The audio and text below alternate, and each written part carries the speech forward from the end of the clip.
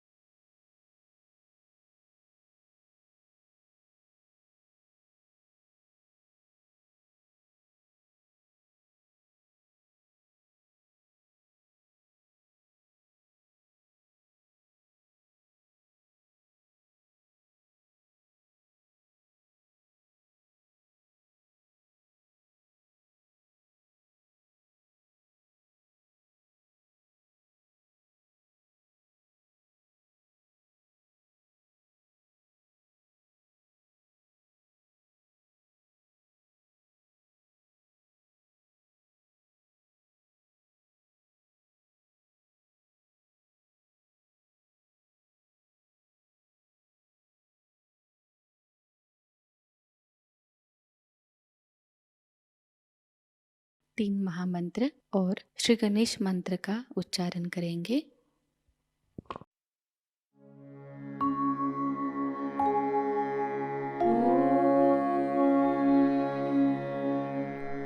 त्वमेव साक्षात् श्री महालक्ष्मी महासरस्वती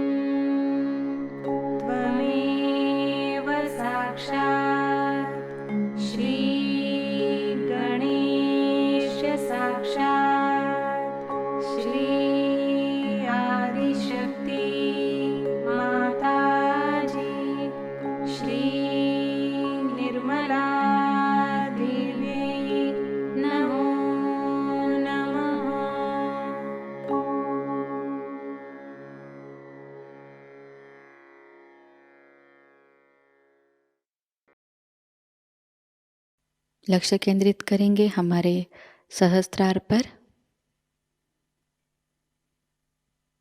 श्री माताजी कृपावंत होकर हमें निर्विचार अवस्था प्रदान कीजिए।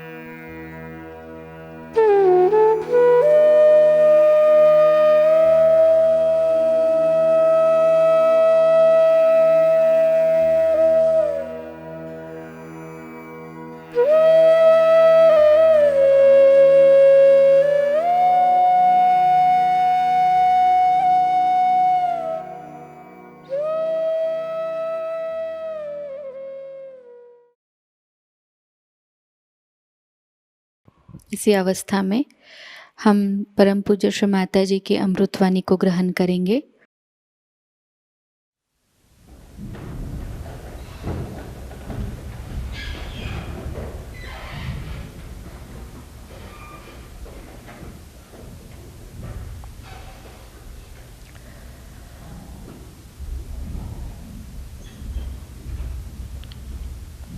Yesterday I told you how self is more important than anything else at the present state of human awareness. When you are at the human awareness, first thing that should happen to you is to feel yourself. As Sri Krishna has said, Atmane Atmane Tushtaha. Unless and until you reach your Atma, your spirit, you are not going to get the satisfaction of achieving anything. Because Kundalini, which you see here, seated in the triangular bone, which we call as the sacrum. That means Greek knew about it. Greek knew about the sacrum bone. Otherwise they would not have called it a sacrum, means sacred. Even when I went to Athens, I was surprised that Athena, the word Atha, comes from Sanskrit, means primordial. And she had a snake-like thing in her hand with all the chakras. So the Greeks knew about it.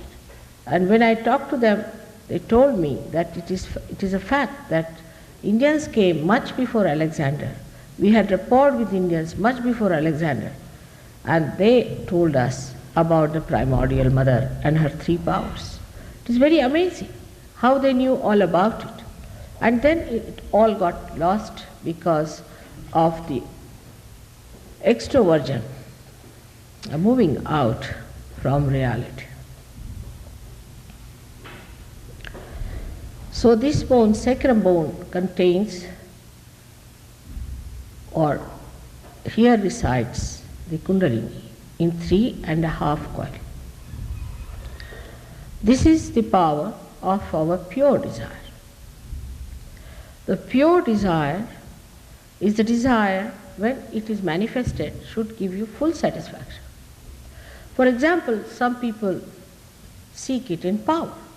They indulge in power, some seek it in possession, some seek it in other things.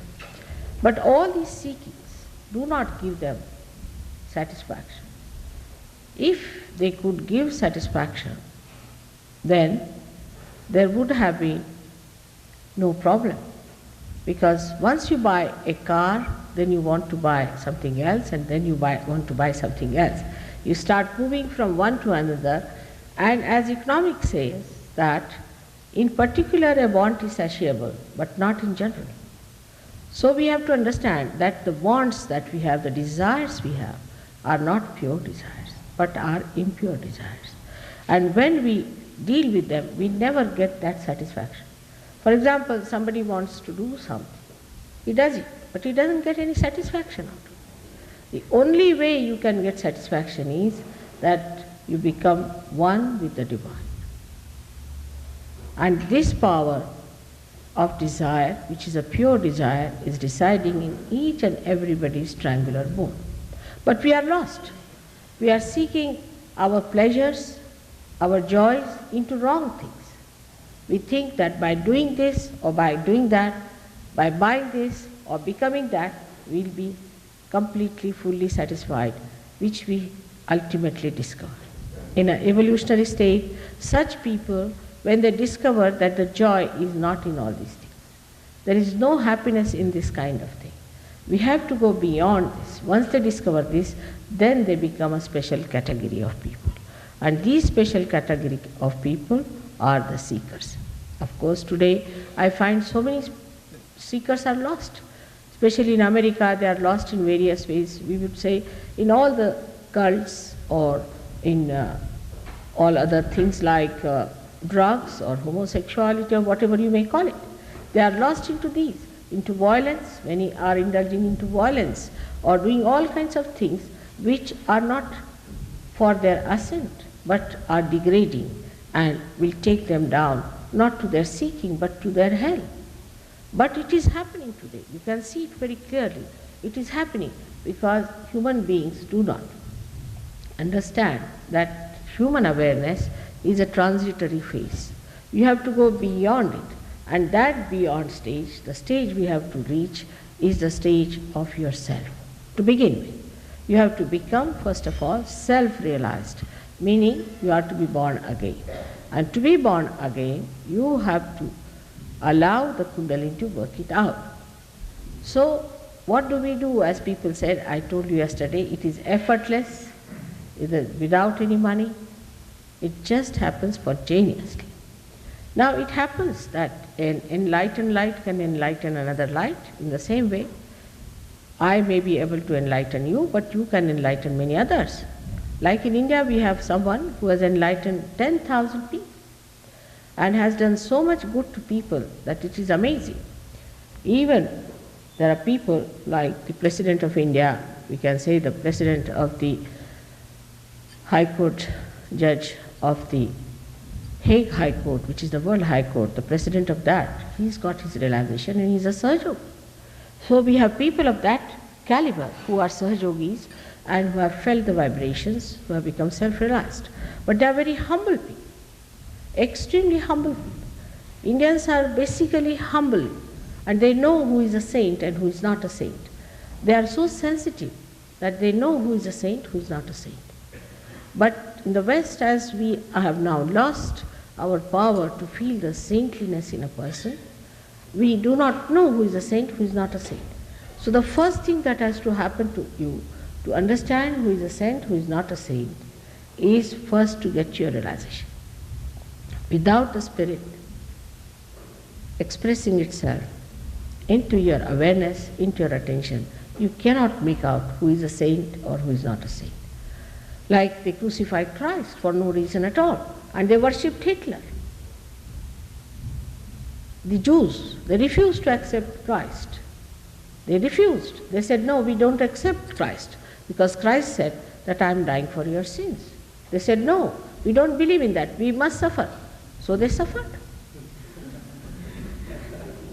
They had sufferings. If you ask for suffering, you will have sufferings. But if they had accepted Christ, at least one thing would have happened, they would not have suffered. They asked for sufferings. They thought, unless and until we suffer, we cannot go to God. This was a very wrong idea, because Christ himself was a Jew. Himself, he took birth among the Jews. And it was the Jews he came to save. But they are the ones who refused to accept him, because they were blinded. They didn't want to see the point. In the same way, it has happened in every century. Any time any incarnation came, people did not want to accept. Not in India. I would say Indians are much more sensitive to spirituality because they are not so materialistic. They understand, because we have been for ages seeking and seeking from traditionally, so we know what this seeking is, what it means. For me, it's not difficult to talk to them about Kundalini. There I start on a different level altogether, because they know everything, whatever I'm talking, they know already what it is. Maybe not in the cities where the people are westernized, but they know. But for other people, I have to start it from A to Z. So this is the Kundalini we have got in 3.5 coils, and it has a mathematical calculation.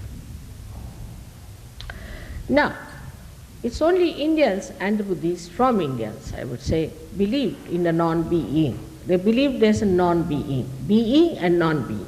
What is that state of non-being? When you become the non-being, means when you go beyond your conditioning and ego, then you become the non-being. And once you become the non-being, then nothing can touch you. As I told you yesterday, who are standing in the water have fear of getting drowned in the water. But if you go to the boat, then you start seeing that the water is down below, it is not going to touch you. That state has to be achieved, is a non-being, is the fourth dimension within us. This is called also in Sanskrit as Turiya Dasha. Now you might say, why in India these people discovered all that? See now, the reason is India is a very ancient country. And there we didn't have these problems that you had to face when you came to America. You had to face the nature to begin with. Our nature is very kind. We can live under a tree, eat the fruits of the forest, and can enjoy ourselves. We don't need much in that country to cover ourselves or to have any elaboration. So the attention has been always inside to find out, why are we here? What are we doing here? Are we wasting our life? Are we doing any harm to ourselves or to others? Is it all right to exist as human beings, or is there anything beyond? This search has been there for thousands and thousands of years, and because of this seeking, they have been able to reach right conclusions that there is this Kundalini within us, and this Kundalini is to be awakened. And if she is awakened, then you can become self very easily. And this was the job I had to do. For that, I had to work very hard for days together to understand what was the problem with human beings, the permutations and combinations of problems that they have. And somehow I managed it. I think now our mass realization is possible. Yesterday, despite some people being mischievous, you did get realization. This is God's work. And God's work will go on. Whether some people come and trouble you makes no difference. They are just like mosquitoes. They come and go away. Has no meaning at all. Because, you see, God's work is much greater than what they think of themselves. So it doesn't matter what happens or what people say or talk. The God's work will go on. But you must know it's a living work. It is not a plastic thing. You can produce thousands of plastic flowers very easily, but you cannot produce one single living flower. So when this living force has to act, it takes time. And it will take time, gradually it will grow, and you will be surprised that gradually it grows so beautifully that suddenly you find lots of people coming up and becoming. Because in Sahajayoga, what you become is important. It's the actualization. It is not some certificate or some organization that you belong to some organization or there is some certificate. But it is what you become. Your becoming is important. If you cannot become something, then you are no good in Sahajayoga. Many people who come to us, we find they improve a lot and they become very great also. But some people do not. They just waste it. Energy is all wasted, whatever you may try, they do not. Sometimes they are so conditioned that we cannot improve them. There we feel helpless about them because they do not want to cooperate also. And also they have many pressures on them. But 90% people go up very well and they manifest whatever they have achieved. Now the main thing is to understand that this mechanism exists within us. This energy exists within us. Now this is like a hypothesis for you. We need not accept it. It's an hypothesis, as one would put to a scientist. But scientists must have an open mind. They shouldn't have a closed mind. If they have a barrier, you cannot put anything before them. If they are scientists, they will have an open mind to listen to my hypothesis. And if it could be proved,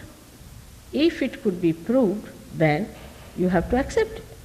If it is done proved, then you can say that, all right, that's not proved so far, all right. So you have to wait and have patience with it.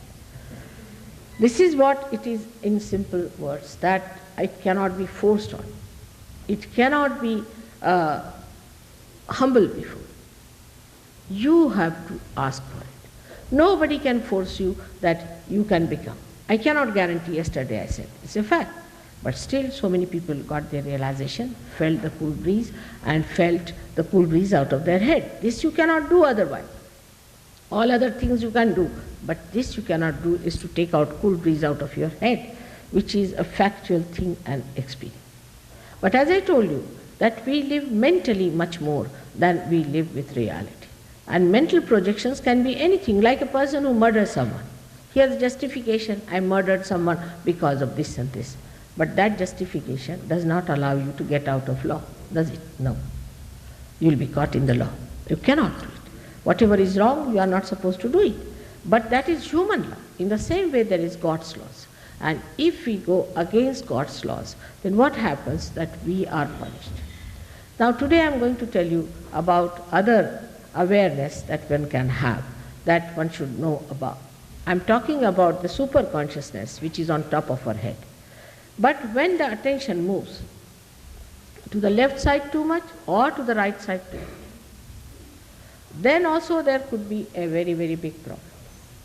And the big problem can come because we are not knowledgeable about it. We do not know. What is unknown need not be divine, not at all. Now when you start, say, becoming extremely submissive, slavish, or you start following something very blindly, you start becoming fanatic about it, just without thinking what you are doing is not right or wrong. You just follow something like that. We call it the left side movement of the attention starts, where you start subduing yourself to something, subjecting yourself to something. Accept the slavery of some ideas. Accept the conditioning of some sort of theories. Now, once you start accepting such theories, mentally the attention starts moving towards the left side. And also some people have a capacity to possess you like that. They can possess you and can do like that, that you lose all your freedom and you become that kind of a person. Then at that time what happens, that you start moving from your conscious mind to the subconscious mind and then to the collective subconscious. If you move to the collective subconscious, then what happens to you? If you move to the collective subconscious, then a person becomes possessed.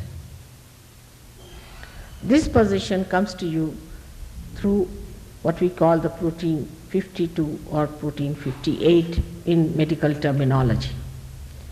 They say that if a person is vulnerable to cancer, it is triggered by the presence or entrance of protein 52 or protein 58. These are the names the doctors are given, which trigger the disease. And once that happens, then a person cannot get out of cancer, because then the triggering starts and he starts getting from bad to worse. This 52 and 58, where do you find it? According to doctors, you find 52 and 58 in the area which is built within us since our creation. This area is placed within us. On the left hand side, as you see, somebody can come and show. On the left hand side, this area is placed. And this area one enters very easily. Say you go on taking somebody's name. Nowadays it's a fashion to give you a mantra. Now start getting the mantras, going saying mantras. Now what happens? That you are not connected with the divine. And you start taking the name of some XYZ. So you are not connected and you are just pressing hard your mind to get connected, but it cannot because the Kundalini has not arisen. So you move to the left side and there you get caught up. And that's why you know in the cult people are so much mesmerized. In every cult people get mesmerized because they move to the left for the domination of these gurus and things, because they want to make money out of them, and then they cannot think of anything else. They just think this is the right thing. I was amazed at some of the cults. The gurus don't know even Sanskrit language. Some of them have come out of the jail and they have become gurus. And they have given mantras which are so funny that somebody has been given mantra of Inga. There's no word like Inga except for this word in a colloquial way is called Inga, when a spider or something, you can say a scorpion, has got the sting, that is called as Inga. And this scorpion, when this scorpion hits it to a person, is called as the Inga, means that biting. Now that's the mantra given to many people. I was shocked and was told not to tell anyone about it. So if you tell to anyone, he'll just start laughing and roaring with laughter. Another mantra I heard was Tinga, meaning when you show somebody like this is Tinga, in colloquial word, not in Sanskrit language. There is nothing like a Jir and Ing in Sanskrit language. It has no meaning. And everything is meaningful in Sanskrit. Even every syllable is meaningful. So such people have come over and have become great gurus, and they give you names, maybe the names of some proteins which exist and which enter into you, and you get possessed.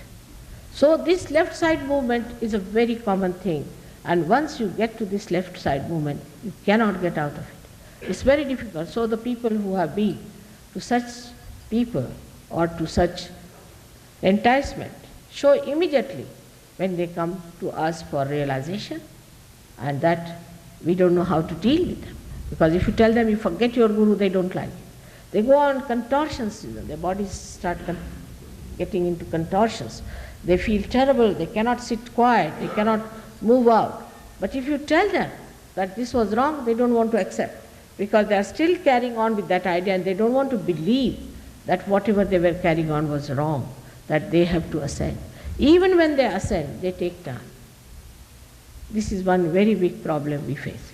But as a result of the left side movement, you get most of the incurable diseases. For example, your AIDS disease that has come is because of the combination of the left side Muladhara center and heart. That's the one. Of course, it has to have Swadhisthana with it, left Swadhisthana is due to that. If somebody could cure these three centers of that person can be cured. Sclerosis comes from the same. If somebody is suffering from multiple sclerosis, same problem. It comes Muladhara chakra, void, and also sometimes the right heart.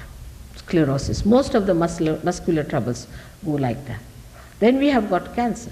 Cancer could be due to any chakra which is on the left hand side. Must be the combination of two chakras on the left hand side, depending on where the trouble is. But when the cancer trouble comes into the center, then it starts ascending, then it starts moving, and you get galloping cancer. You can start going from one to another end, and it can finish off a person.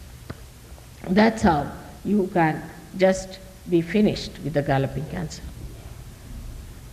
Now, when somebody is vulnerable, like I would say a person who is a very, very active person, who is very much under shock all the time, is very, very active and hectic. Supposing he is getting up in the morning, reading newspaper, and getting up into his bath, and then getting ready somehow or other, and getting into his car, and then going out, and in a very hectic manner he lives under shock because he is reading horrible news, then he is seeing a big jam on the street, all these things are happening. He is so full of anxieties. Such a person is vulnerable to another thing called blood cancer. But for that also, the left arm, this center, is attacked. If left navi is attacked under these circumstances, such a person can get blood cancer.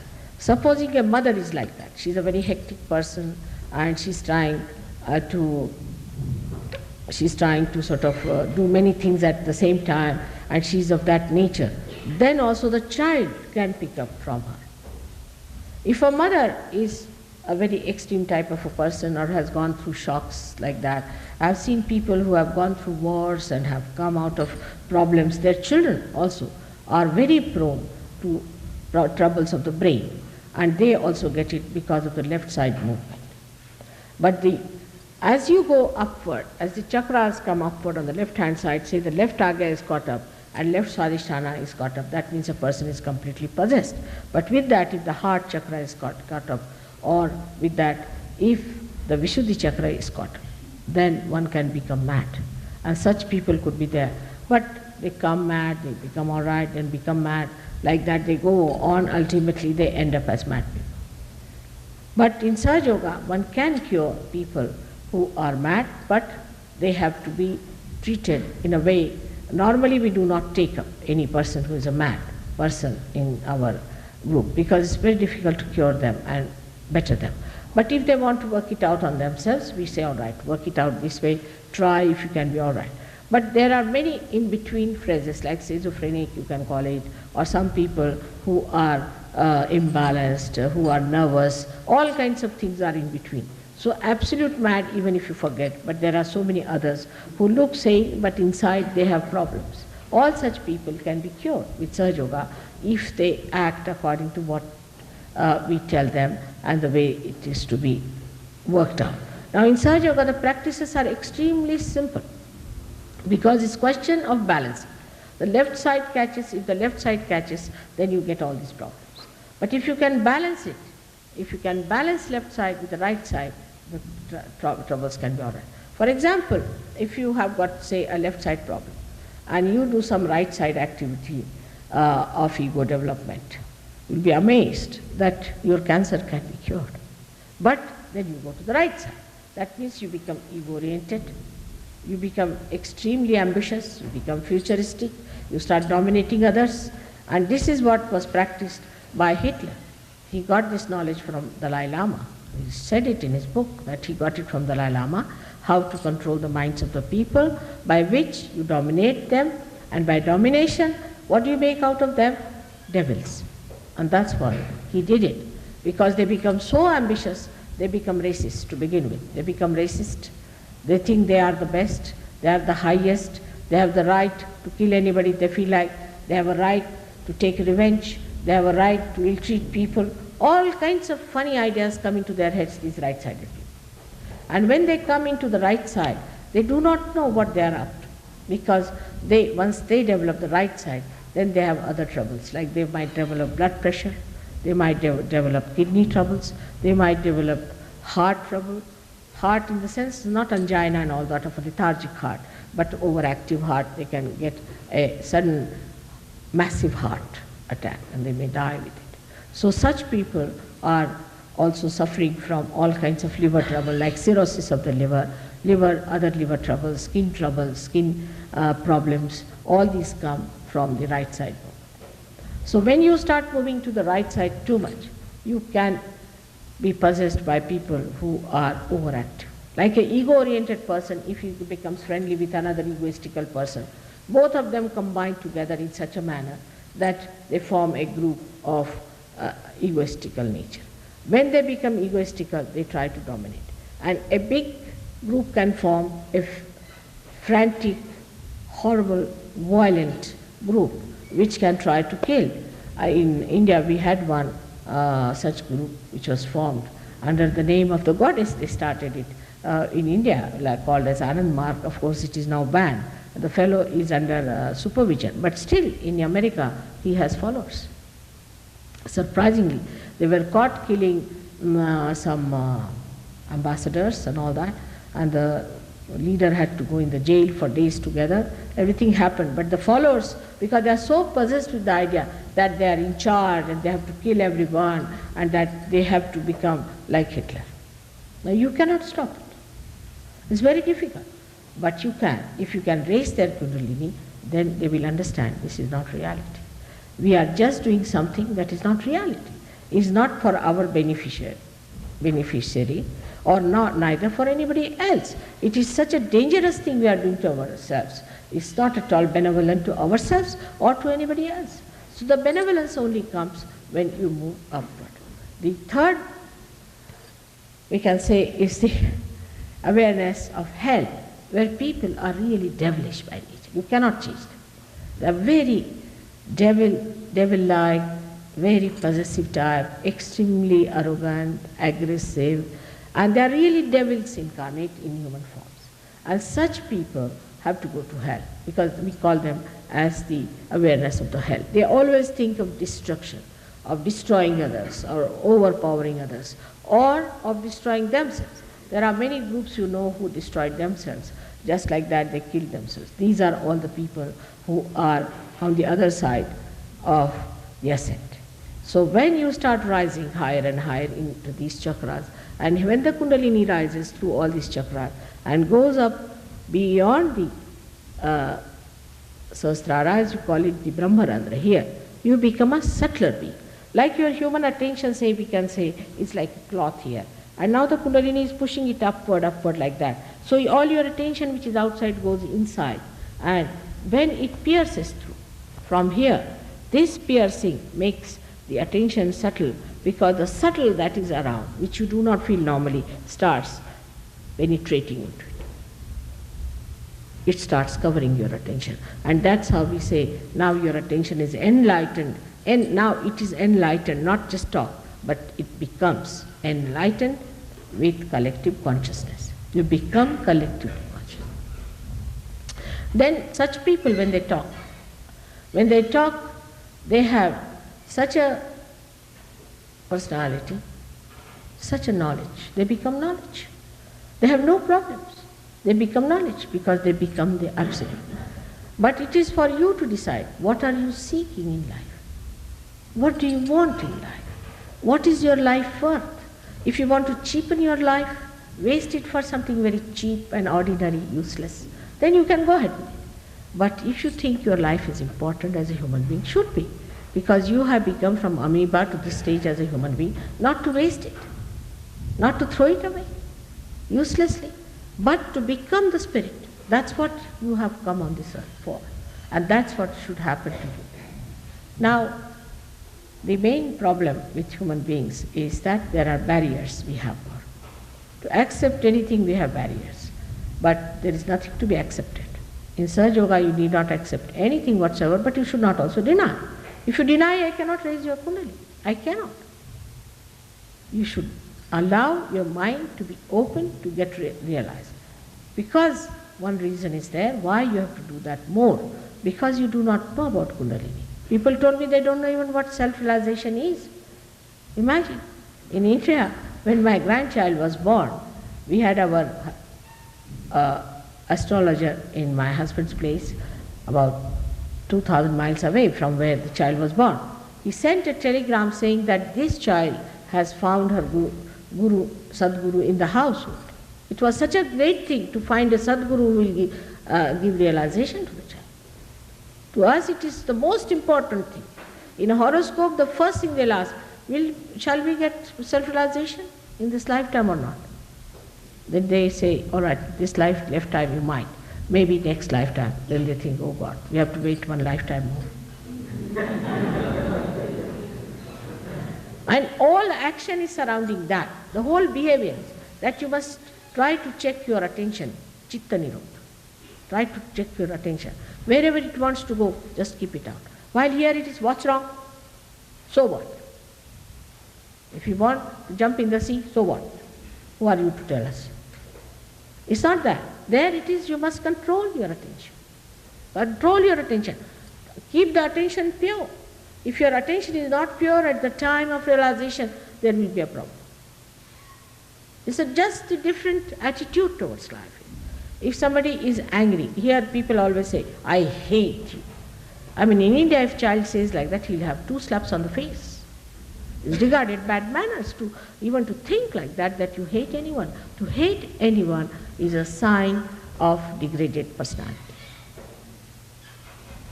I mean, it's very common with Indian people. Whatever you know of Indians are the people who are uprooted, who have come here to make dollars.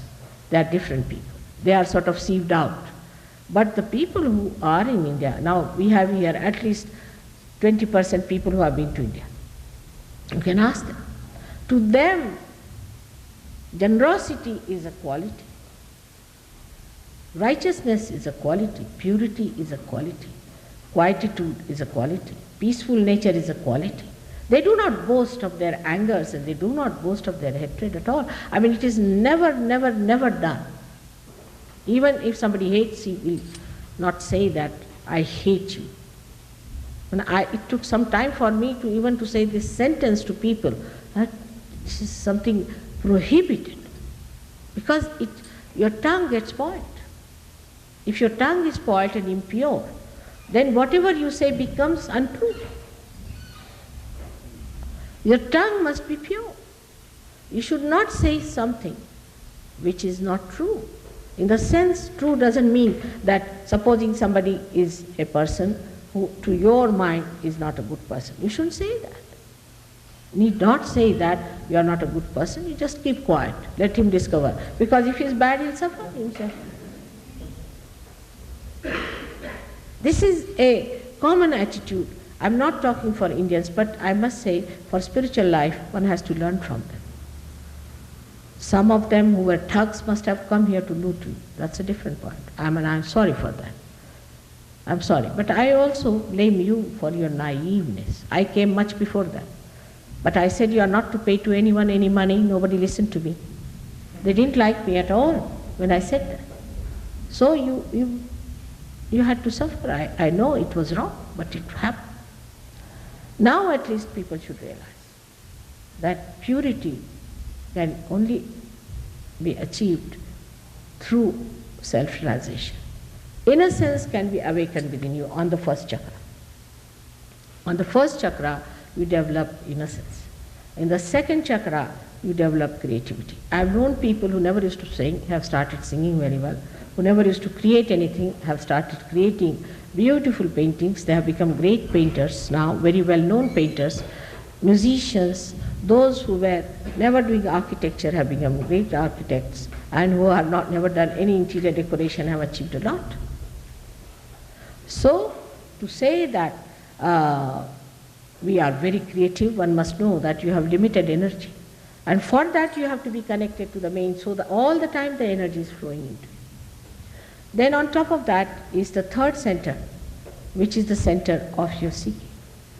So whatever you were seeking was not all right. But you do get your material well-being, no doubt. You do get your material well-being, but up to a point where you feel absolutely satisfied about it, don't need anything anymore. You also get a great blessing of dignity and divinity. You get a proper understanding of your being. You become like a king. For a king, what we call the emperor, he doesn't need it. For example, as you know, I am born of a very rich family, and it's a royal family, and my husband also is a very rich man. It's all right. We live in a very great comfort, no doubt. But I can sleep anywhere. I can sleep on the street, I can live anywhere. I'm not bothered where I live, what I do, how I move. I have no problem. Because if you are the emperor, you don't ask for anything, do you? If you get the food, all right. If you don't get, all right. If you like some food or don't like food, somebody says, I said, I don't know what I eat in the morning, I don't know what I'm going to eat now. I don't know if I had my lunch or not. If I've had, all right, otherwise you can do what you like. It's that simple. Your body becomes your slave. You can lie down anywhere you feel like, you can do any amount of traveling, you can do 1,001 things. You become so dynamic.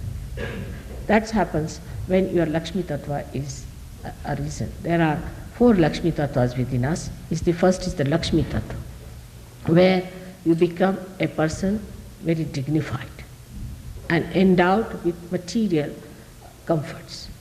But comfort which kills you is not there. Comfort means you are materially no more bothered. You get jobs. In London we have so many jobless people. But in Sahajayoga, all those who are there, all of them have got jobs. All of them. It's difficult to find one person who hasn't got the job. Moreover, it is compulsory in Sahajayoga that those who stay in the ashram must have some jobs. We have tried to allow some people to come without that, but we had very bad experiences of such people. So all those who are living on dole or some sort of a thing, we don't allow them to come in the ashram. And you'll be surprised that as soon as they join Sahajayoga, they get jobs. They get better and better jobs. Because Krishna has said, Yoga Kshema Vahamyaham. When you get your yoga, your well-being will be looked after. He didn't say Kshema Yoga. He didn't say, I look after your well-being and then you go to yoga. No, first yoga. Yoga Kshema Vahamyaham. First you get the yoga and then the Kshema will work. That's what happens to you on the Nabhi Chakra, which is very important. But Rajalakshmi, that is you become like a king, that you become Grahalakshmi or Grahastha, means you become a householder. You become a good wife and a good husband. You develop proper feelings for each other and you develop proper feelings for your children. You improve your societies through that essence, if it is born in you, that you understand the importance of a good family life. And that automatically happens. You don't have to tell anybody. Just those people who hated each other after coming to Sahajayoga have started loving each other, understanding and enjoying each other. And married life in Sahajayoga is tremendous. 90% of married life is so great that people in America, where they divorce every third year, we have seen people are doing very well in the married life, even in America.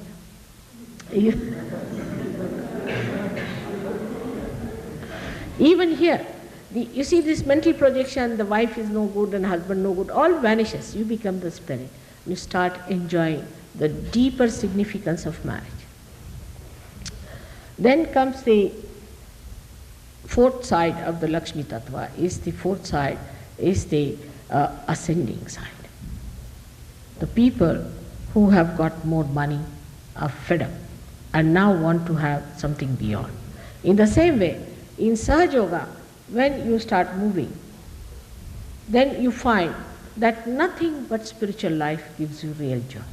So you just don't care for anything else but the spiritual life. And what is the spiritual life of Sahajayoga is that you become the light and you give light to others. Selflessly. There is no selfish motive in it. Just because you are the light, you become the light. You don't see the light, you become the light and you give light to others. And just do it selflessly, without charging any money, without asking for anything. You just start giving what you have got, spontaneously, without paying for it. You just do it in a way that is a saintly way. Saints always spend their own money, always have spent their own money to give joy to others. They have never taken money from anyone. I mean, I have not heard of any saint who has built up big palaces and big places and big organization. Never. That's not a sign of a saint. A saint just emits compassion. And this compassion doesn't speak, it is silent. This compassion acts. It doesn't speak, it acts. When it acts, it works out wonders. That's what you know when Christ was touched by some lady. He said, some energy has flown through me. That is what it is. That the energy starts flowing through you and you do not do anything. It just happens automatically. Without doing anything, you achieve it. So for today, I think I have come up to the Nabhi chakra. Tomorrow I'll tell you about other chakras in better elaborate way, that you will understand what is the essence of these chakras, that what becomes of you. They have described to you the chakras, but why these chakras? What do they mean? These are the different evolutionary milestones within us which have been crossed, and the last one is this one which you have to cross now, that's all. See, you are just ready for it. You are made for this. God has made you for this. Its best is that you get to it. And that's why I was yesterday asking questions, and people have now told me, Mother, don't ask questions because it's a waste. It's a waste of time. Those people who are asking questions are not asking any sensible questions. They are not bothered about themselves, but how they are spending their lives. Of course, some people asked very sensible questions also, I must say. But there's no need to ask questions. Let us see if it works out within you. If it works out, will be a good idea. Now, you want to have realization? First, निशब्द ध्यान में बैठते हैं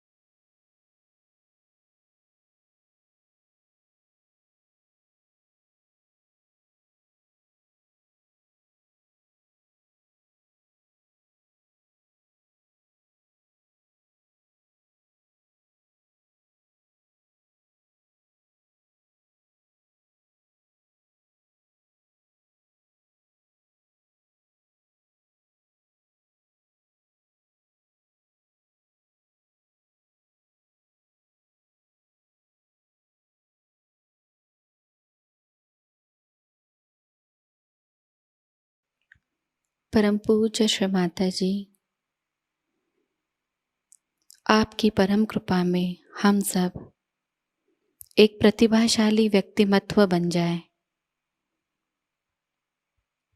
श्री माता जी, आपकी परम कृपा में हम सब आपके श्री विराट स्वरूप के अंग प्रत्यंग बन जाए। अपनी ध्यान धारणा और सामूहिक कार्य की तपश्चर्या से हम श्री आदिशक्ति के एक प्रभावी और प्रभावशाली माध्यम बन जाए।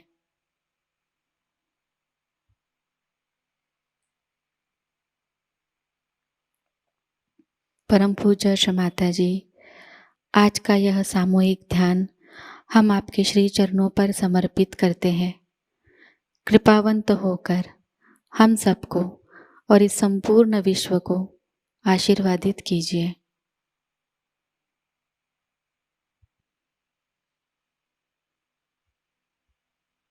श्री माँ को प्रणाम करेंगे और सामूहिकता में कुंडलिनी चढ़ाकर बंधन लेंगे।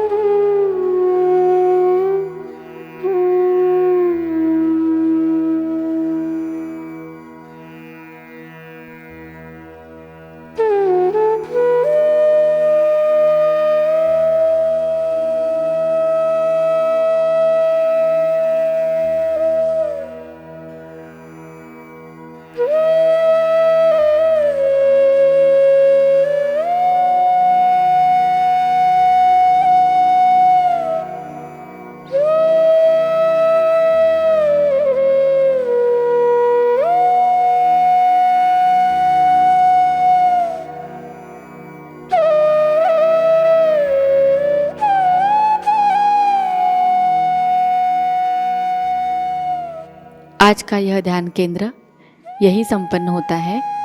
जय श्री माता जी।